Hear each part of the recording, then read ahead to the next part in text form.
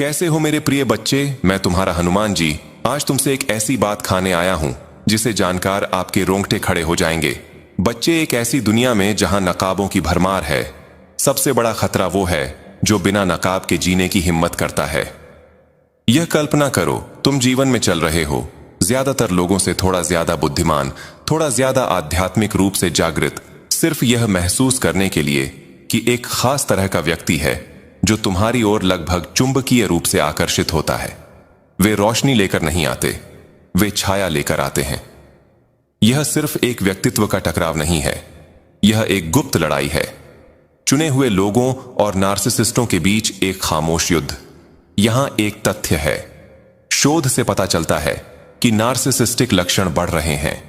हर 10 में से लगभग एक व्यक्ति इस जहरीले लक्षण के किसी न किसी रूप को प्रदर्शित करता है। तो अगर तुम्हें लगता है कि तुम उनसे बार बार टकराते रहते हो, तो तुम अकेले नहीं हो। हर रोशनी के लिए पास में एक छाया छिपी होती है, उसे मंद करने की कोशिश करती है। चुने हुए लोग तुम्हारी स्पष्टता, सहानुभूति और अटूट आत्मा के साथ तुम स्वाभाविक रूप से एक नार्सिसिस्ट की दरारों को उजागर करते हो और चलो असली बने। वे इसकी सराहना नहीं करते हैं। यह सिर्फ एक कष्टप्रद मुठभेड़ नहीं है, यह लगभग एक ब्रह्मांडीय नृत्य है और चुने हुए के लिए यह एक थका देने वाला और हैरान करने वाला अनुभव हो सकता है। किसी ऐसे व्यक्ति के साथ तर्क करने की कोशिश करने की कल्पना करो जो एक आईने के साथ बहस करना पसंद करेगा। तो तुम चुने हुए लोग नार्सिसिस्टों के लिए क्रिप्टोनाइट क्यों हो?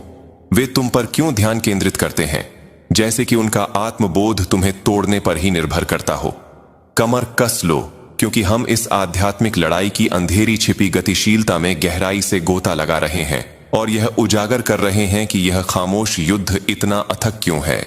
यह सच्चाई बनाम भ्रम है, प्रकाश बनाम छाया है, और इस खेल में सिर्फ एक पक्ष ही मजबूत होकर बाहर आ सकता है। पहली बात, नार्सिसिस्ट उस रोशनी को तरसते हैं जिसे वे कभी हासिल नहीं कर पाएंगे। नार्सिसिस्ट चुने हुए लोगों से मोहित होते हैं, उनकी रोशनी की ओर पतंगों की तरह आकर्षित होते हैं। लेकिन यह सिर्फ ईर्ष्या नहीं है, यह गहरा है, लगभग आदिम। नार्सिसिस्ट मन ही मन जानते हैं कि उनमें एक खास सार की कमी है, एक प्रामाणिकता जो चुने हुए लोग स्वाभाविक रूप से रखते हैं। यह रोशनी, लोकप्रियता या सतही आकर्षण के बारे में नहीं है। यह एक निर्विवाद आंतरिक शक्ति और स्पष्टता है जो सहजता से विकर्ण होती है, दूसरों को अपनी ओर खींचती है। नार्सिसिस्ट जो अक्सर पूर्णता की एक छवि पेश करने के लिए कड़ी मेहनत करते हैं, चुने हुए लोगों में इस प्रामाणिकता को पहचानते हैं और एक कड़वी जागरूकता से प्रतिवादित होते हैं कि वे इसे कभी नहीं पा सकते। यह जागरूकता नार्सिसिस्ट के लिए एक जुनून पैदा करती है।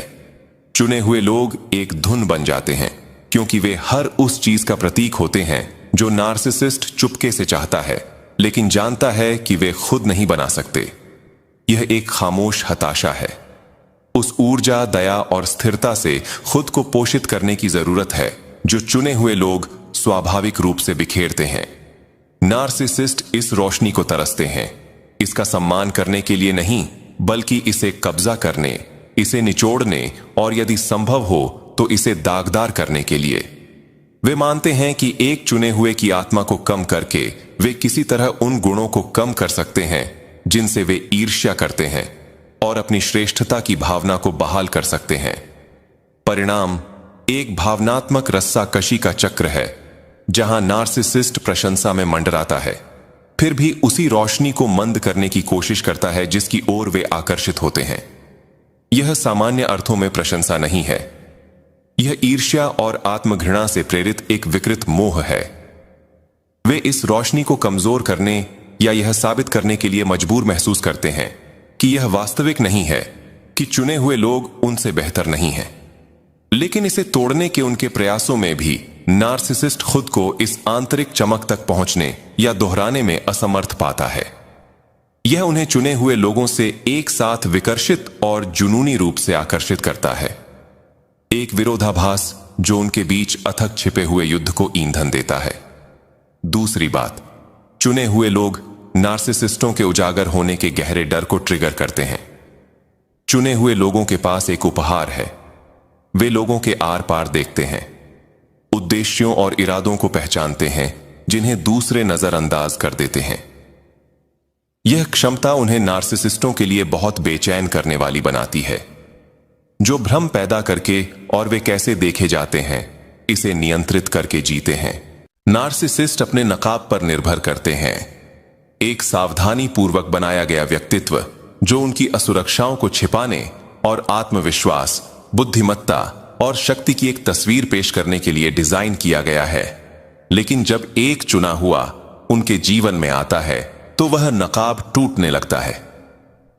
एक नार्सिसिस्ट के लिए यह एक दुश्मना है। वे लोगों को उनकी हकीकत के संस्करण को खरीदने, बिना किसी सवाल के उनकी प्रशंसा करने और उनकी छिपी असुरक्षाओं के प्रति अंधे होने के आदी होते हैं। लेकिन चुने हुए लोग सिर्फ उन्हें वैसे ही देखकर इस आराम क्षेत्र को बाधित करते हैं, बिना कोशिश किए भी। यह ऐसा है जैसे चुने हुए एक आईना रखते हैं। नार्सिसिस्ट को वे सभी गुण दिखाते हैं जिन्हें वे दूसरों से छिपाना चाहते हैं। असुरक्षाएं, खालीपन, ईर्ष्या, यह प्रतिबिंब असहनीय है और इसका सामना करने के बजाय नार्सिसिस्ट शत्रुतापूर्ण हो जाते हैं। वे चुने हुए को बदनाम करने, खुद से ध्यान हटाने के लिए ड्रामा और संघर्ष पैदा करने का प्रयास करेंगे। नार्सिसिस्ट के लिए और भी बुरा क्या है, वो यह है कि चुने हुए लोग सिर्फ सच्चाई ही नहीं देखते। वे नार्सिसिस्ट के भावनात्मक खेलों में नहीं खेलते। नार्सिसिस्ट प्रतिक्रियाओं और हेरफेर पर पनपते हैं, लेकिन एक चुने हुए की शांत और स्पष्ट दृष्टि अक्सर उन्हें उजागर और शक्तिहीन महसूस कराती है।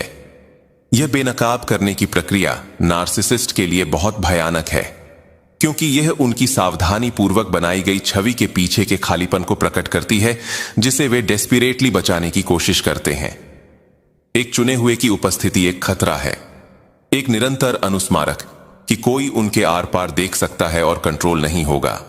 एक विकृत तरीके से नार्सिसिस्ट फंसा हुआ महसूस करता है। चुने हुए की ताकत के प्रति मोह और अपनी खुद की नाजुक आत्मछवि की रक्षा के लिए उसे नीचे गिराने की एक भस्म करने वाली जरूरत के बीच फटा हुआ। धारणा की यह लड़ाई एक अदृश्य युद्ध बन जाती है, जिसमें नार्सिसिस्ट उसी रोशनी को स्पष्ट करने का प्रयास करता है जिसकी ओर वे आकर्षित होते हैं। तीसरी बात, चुने हुए लोगों की आध्यात्मिक प्रतिरोधकता नार्सिसिस्टिक नियंत्रण को कम करती है। नार्सिसिस्ट नियंत्रण पर पनपते हैं। उन्हें यह महसूस करने की जरूरत होती है कि वे हर स्थिति और अपने आसपास के हर व्यक्ति के प्रभारी हैं। वे अपनी प्रभुत्व की जरूरत को पूरा करने के लिए हेरफेर करते हैं, अराजकता पैदा करते हैं और लोगों को शतरंज के मोहरों की तरह इस्तेमाल करते हैं। लेकिन जब एक नार्सिसिस्ट का सामना एक चुने हुए से होता है तो वो एक दीवार से टकराता है।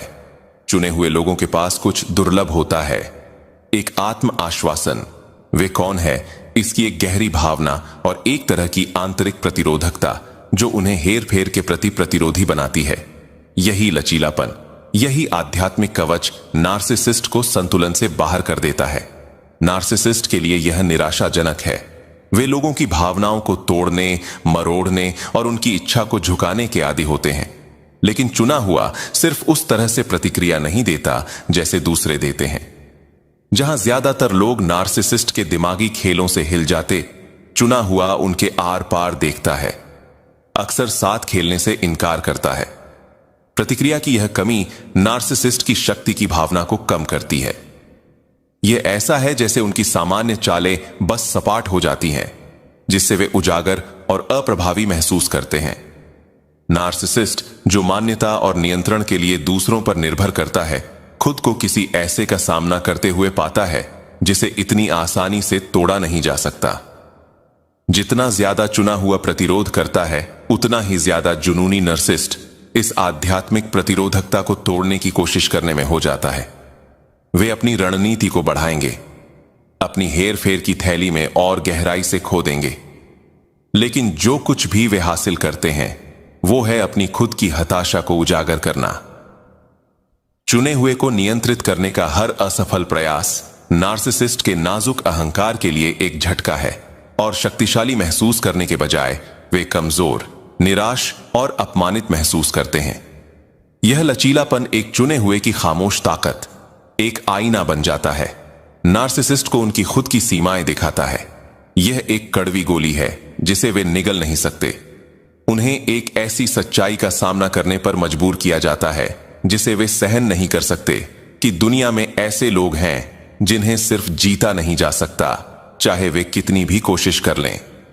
चौथी बात, चुने हुए लोग नार्सिसिस्टों के आध्यात्मिक दिवालियापन को उजागर करते हैं।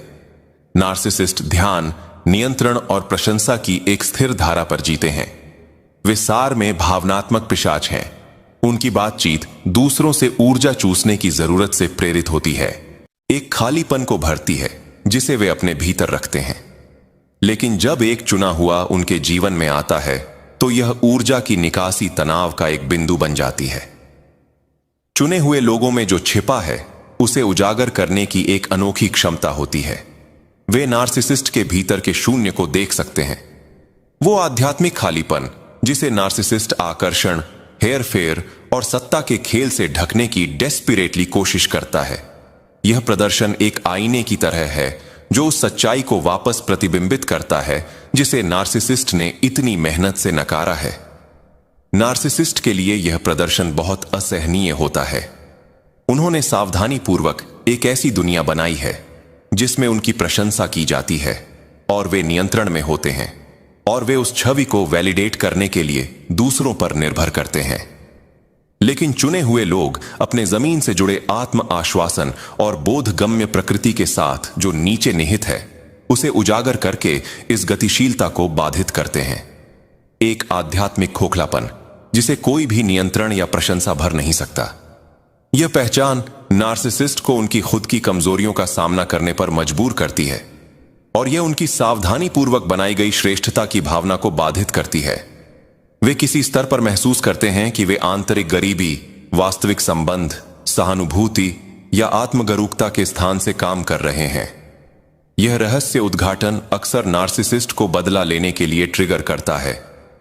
भीतर के शून्य का सामना करने के बजाय वे भड़कते हैं, उसे उजागर करने वाले चुने हुए को तोड़ने की कोशिश करते हैं। उनकी प्रतिक्रिया सूक्ष्म तोड़फोड़ से लेकर सरासर शत्रुता तक हो सकती है, क्योंकि वे नियंत्रण हासिल करने और अपने प्रभुत्व को फिर से स्थापित करने की कोशिश करते हैं। लेकिन मन ही मन वह जानते हैं कि चुने हुए ने उन्हें स्पष्ट रूप से देखा है, और यह ज्ञान उन्हें एक ऐसे तरीके से बेचैन करता है जिसे कुछ चीजें ही कर सकती हैं। यह गतिशीलता नार्सिसिस्ट को अपने ही खालीपन से घिरा हुआ महसूस कराती है, इस सच्चाई को सहन करने में असमर्थ कि दूसरों को नियंत्रित करने के उनके सभी प्रयासों के बावजूद वे आंतरिक रूप से शक्तिहीन बने रहते हैं। पांचवी बात, नार्सिसिस्ट का अच्छाई को नष्ट करने का जुनून। नार्सिसिस्ट अक्सर गहरे निंदक होते हैं, एक ऐसा विश्व दृष्टिकोण रखते हैं जहां वास्तविक अच्छाई या पवित्रता को भोला, कमजोर या सरासर नकली माना जाता है।